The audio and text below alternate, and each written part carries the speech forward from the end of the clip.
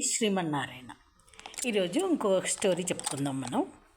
ఒక బాటసారి దారిమట్ట వెళ్తూ ఒక రావి చెట్టు దగ్గర కూర్చున్నాడంట.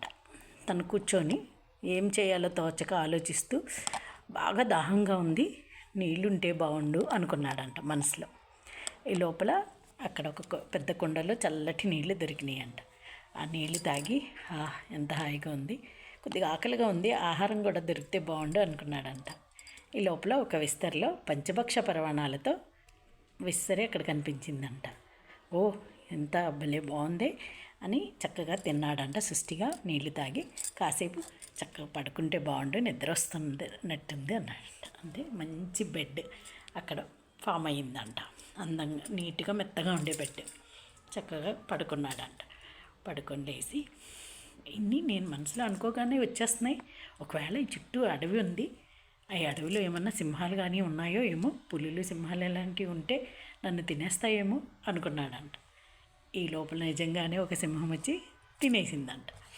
అలాగే మన భావనలో యద్భావం తద్భవతి అని అంటూ ఉంటారు. అందువల్ల మన ఆలోచనలు ఎప్పుడు పాజిటివ్గా ఉండాలి. అన్నీ కల్పవృక్షం కింద కూర్చొని కోరుకుంటే ఇన్ని వచ్చినప్పుడు సంతోషంగా ఉన్నాను, అల్టిమేట్గా బ్లిస్ఫుల్ లైఫ్ జీవిస్తున్నాను అనుకోవచ్చు కదా. అతను పుల్లు వస్తుంది, సింహం వస్తుందని ఎందుకు అనుకున్నాడు?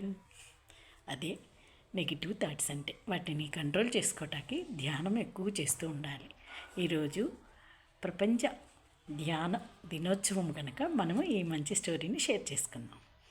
జై శ్రీమన్నారాయణ.